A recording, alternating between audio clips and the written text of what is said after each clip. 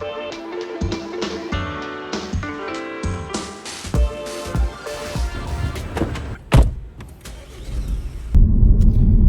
welcome to the Ford Focus. We're in my car. So just going to be kind of going through the kind of living with the Ford Focus, kind of some good positives, some things that I probably, I don't know, I think I would probably want to, there's a few things I'd probably want to change about this car. But yeah, there's definitely a lot that I do actually quite like. It is obviously very different to my previous car, which was the Alfa Romeo Mito. So yeah, it is very different to that. First thing is definitely fuel usage. The Alfa Romeo Mito definitely drinks a lot more fuel than this thing. We've obviously done a trip from the south of the UK to Sussex to Cambridge. It's about 112 miles ish on my journey, and I've got an average of about 70 miles per gallon. So that was not kind of hyper miling massively, although some people will definitely say I was to get that. But around 62 miles an hour was my average speed. So yeah, just kind of just you know, not slow, but also not at 70, you know, consistently the whole time. And yeah, for me, I think it was kind of a good car to kind of have, really practical for kind of work, and also for kind of if I did want to do long journeys. We have family in Wales, for example, and you know, to do that kind of journey in the Alfa Romeo, I'd be doing probably maybe 60 or 70 pounds in fuel to get there. Yeah, it did drink a lot. But yeah, this one, I think I've probably used around £15 getting to, or maybe less actually, getting to Cambridge. I'm sure someone out there is able to do the calculation of 70 mile per gallon, 112 miles. So yeah, overall, I think it's a really, really great car. Yeah, and I absolutely love it, to be honest. There's a few things that I'd probably change about it. It's probably the power, the kind of responsiveness. It's just nowhere near as responsive as a turbo petrol car. So yeah, you definitely kind of notice that difference when you get into a diesel. And yeah, if you don't know already, this is the 1.5 TDCi. It's the 120 brake horsepower, and it's a standard specification, so it hasn't been remapped or anything like that. And yeah, kind of getting onto my point, with that responsiveness and kind of lag that you have with diesels, it would tempt me to probably try and get like a real custom dyno map for this car, rather than kind of a standard generic kind of plug-in type map, just to try and reduce that lag and also obviously increase the power slightly. And I think really that would be my kind of overall thing. I don't know, obviously Lee has owned a Focus, well, a few of them actually. Four Focuses before. Yeah, big fan. So yeah, it's just yeah. I mean, do you like them? Yeah, that was always really good. What do I have? I had 3 petrol ones, and I had 1 diesel one, and the diesel one was great. You know, got, like you say, good miles to the gallon out of it. Road tax was cheap on it. Yeah. And it's a Ford. You know, Ford Focus, easy cars to maintain, and you know, they don't cost a fortune to run and own. So yeah, all round good cars. Probably why they sell in their thousands and thousands. So yeah, exactly. That's why they're so popular. You had any problems with this one, or has it been generally pretty reliable? No, it's actually been really reliable actually. I've literally had to really kind of do not a lot, although I think as habit from having the Alfa Romeo is that I still do get the oil changed kind of every 6 months. So I'm getting oil changed at kind of a really, really regular interval. And I think that's just that kind of is just habit, but also kind of, you know, taking into account that actually if you do oil changes quite on a regular basis, it's not going to do your engine any harm. That's for sure. Bit of extra servicing is always good for a car anyway. Yeah, I definitely would say. I think if you can afford to get your car serviced, you know, just even if it's just oil change every 6 months, I think it's a good thing to do. But yeah, not had many issues. No, it's quite nice. I feel like it's quite a comfortable drive as well compared to the Alfa Romeo. Obviously, it was with low profile tyres. This has got slightly more chunkier tyres.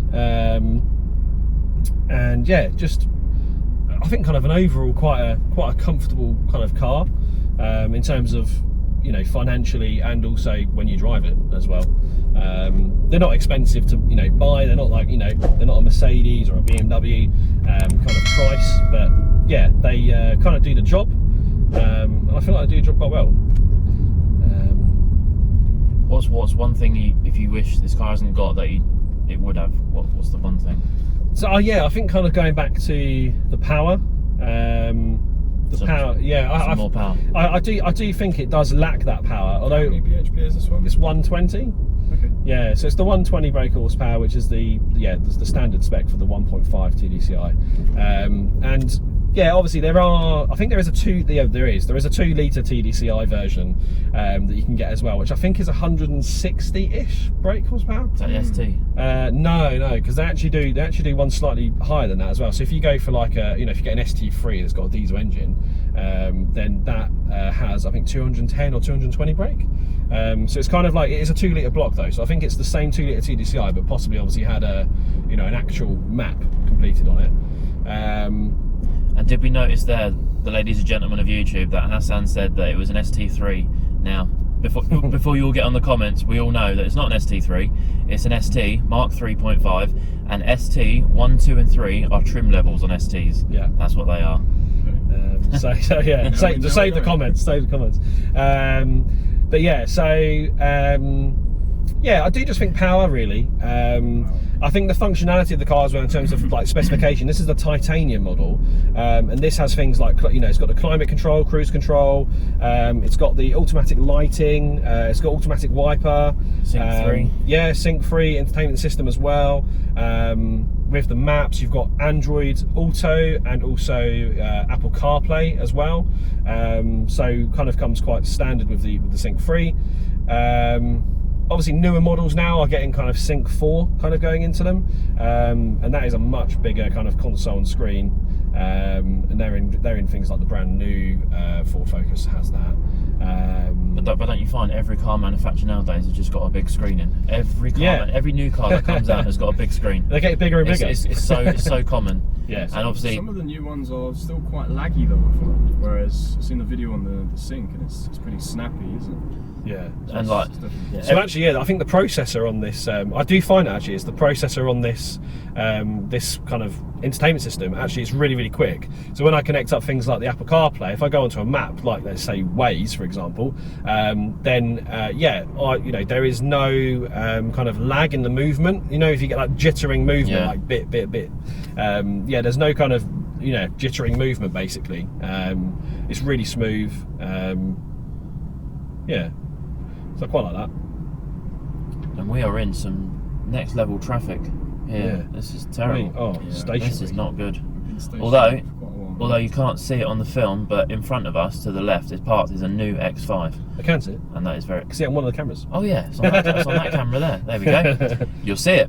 It looks very nice. Oh, people are turning around here. What's going on? That traffic light's green. Oh, we're going, everybody. We're up. Has you done a few? I think you've done a few mods to this one, though, haven't you? What sort of mods have you done? Nothing major. It's mainly cosmetic, right? Yeah, so cosmetic changes. Yeah, I think so.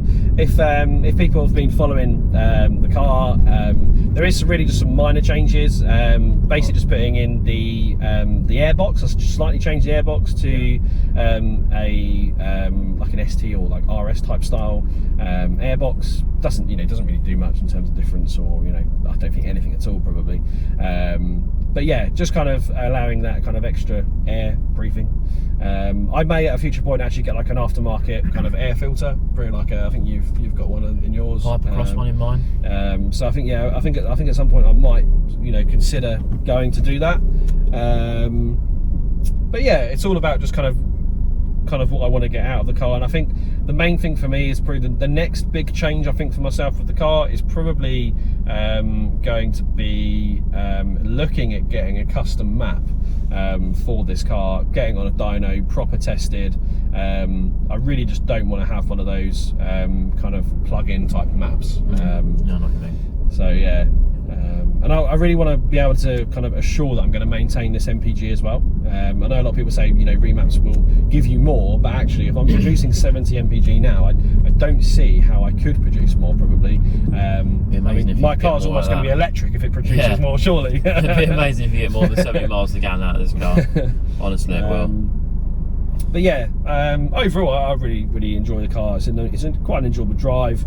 And yeah, it obviously helps for having all the extra assisted kind of functionality in there as well.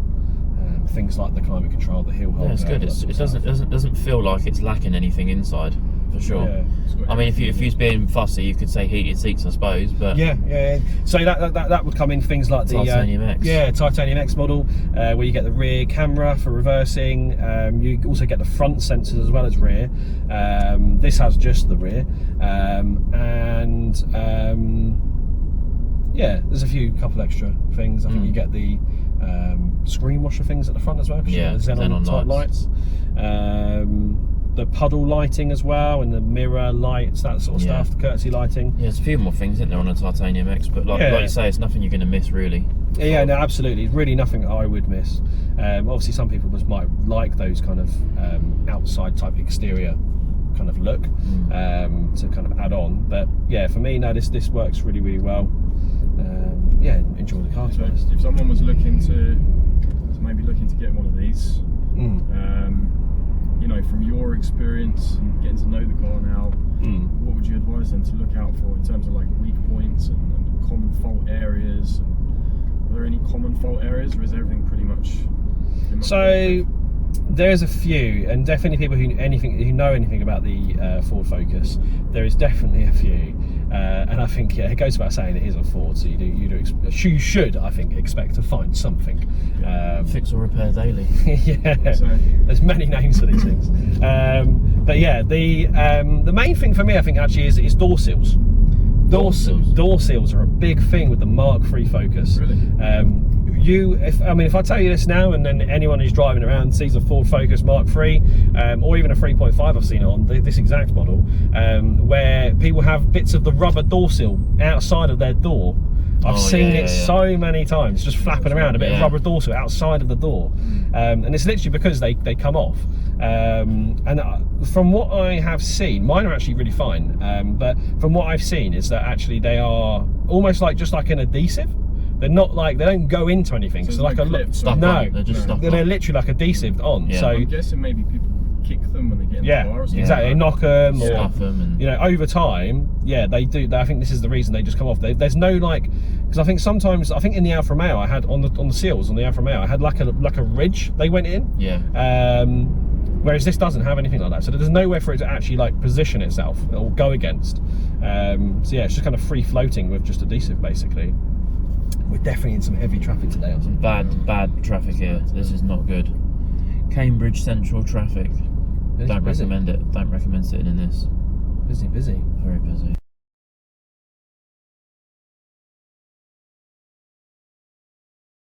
So overall, a good car. Yeah. Buy one again. I would buy again. What would you, if you was going to buy again? What would you buy? As in, like, obviously Focus, but same car or go higher spec? I would probably look, if I wanted to keep the diesel element and I wanted the power, as I kind of suggested that I do, I probably would look at getting the trim level of the ST3, as you mentioned earlier, and also getting the 2 litre TDCi with it. So yeah, I probably would get the extra power probably out of it. Yeah. That would be my want if I was to kind of get another one, for sure. But no plans to chop this one in yet?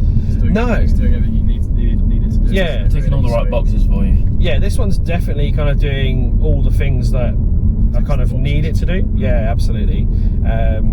And I kind of had this car in mind before buying it as a car that I would have for more kind of long term. So it would definitely be kind of a long term vision, not a short one. And I think actually that situation is now, I think from discussion, quite apparent actually with Lee's X5 as well. Obviously, we haven't got into Ollie's cars just yet, but I'm sure we're going to have a similar conversation with Ollie later on today. Yeah. But the overall really nice car, and I do think really for me it's actually really well built, and I think actually Ford have had a load of chances with the Ford Focus brand and model to kind of make a really good version of this car now. And people might say the 3.5 was that, and people might say obviously the Mark IV was that. But yeah, I just get this feeling with the Focus now that it's becoming a bit like the Golf, where it's been out for so long, and Ford have just been refining the product over many years, and all the updates they've done over time, much like the Golf. It seems to be their trademark car, you know. The Focus has been around for donkey's years now, you know. You come out on 98, I believe it was, on an S-Reg, something like that. And it's now, what, that's 23 years later on, still there, still going strong, still one of the best-selling cars they have ever done. So I think they're only going to get better. And as we've seen over the years with Focuses, they just move on with the times, don't they? They get into the modern stage of what Ford are designing their vehicles like, and they all look very similar now, all the Ford models. So it's just one of them cars that will just get pulled along, and you know, it'll be a great car. And I must say, you know, from the back, I'm not hearing rattles or clunks. You know, it feels pretty solid. It's a Ford, but everything feels like pretty decent quality. There's no real sharp edges in the interior trim. Seats are really comfy, actually. Yeah, seats are good. No, seats are good. The seats in the back are actually really quite supportive.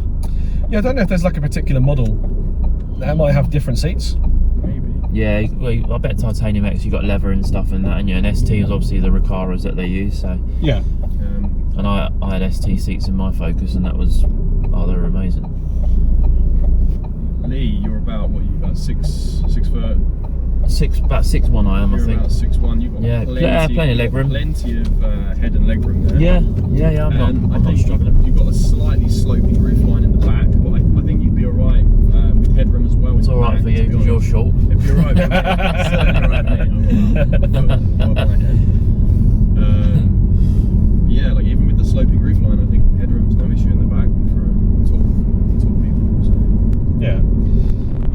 Cool. So that's a bit of an overview of the Ford Focus, and don't forget to tune in for more videos from myself with the Ford Focus. Who knows what we're going to do next? Remap might be on the cards as a next thing, but I'm sure there'll be other things that we're probably doing in the meantime beforehand anyway. So don't forget to subscribe and like this video if you found it useful. And comment anything you need to ask, or anything that you want to comment. Do it. We'll always reply in the comments. So if you've got any questions or anything else, just like I say, post a comment. See you soon.